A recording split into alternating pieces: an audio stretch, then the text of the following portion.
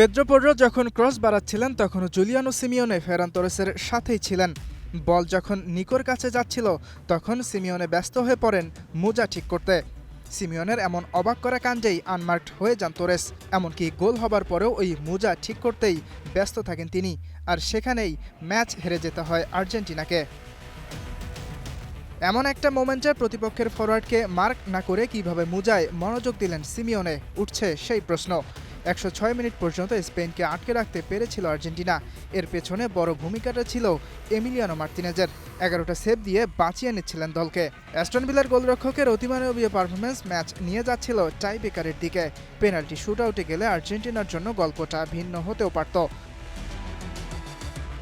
Lionel Messi সহ আর্জেন্টিনার সব ফুটবলারের দৃষ্টিকটু পারফরম্যান্সের দিনে একমাত্র উজ্জ্বল ছিলেন এমি। দ্বিতীয় হারের যন্ত্রণা এমনভাবে পোড়াচ্ছে তাকে, জাতীয় দল থেকেই সরে দাঁড়ানোর চিন্তা করছেন। ইনস্টাগ্রামে দিবু লিখেছেন, এই কষ্ট ভাষায় প্রকাশ করা কঠিন। এখন অনেক কিছু নিয়ে ভাবার সময়। সামনে কিভাবে এগিয়ে যাওয়া যায় সেটাই ভাবতে হবে। আর হয়তো এটাও ভাবার সময় এসেছে, আমার সরে দাঁড়ানোর সময় হয়েছে কিনা। পোস্টের শেষে আর্জেন্টিনার দর্শকদের কাছে ক্ষমাও চেয়েছেন মার্তিনেজ। লিখেছেন, দলকে সাহায্য করতে নিজের সবটুকু উজাড় করে দিয়েছেন, কিন্তু শেষ পর্যন্ত দলকে রক্ষা করতে না পারায় দুঃখিত।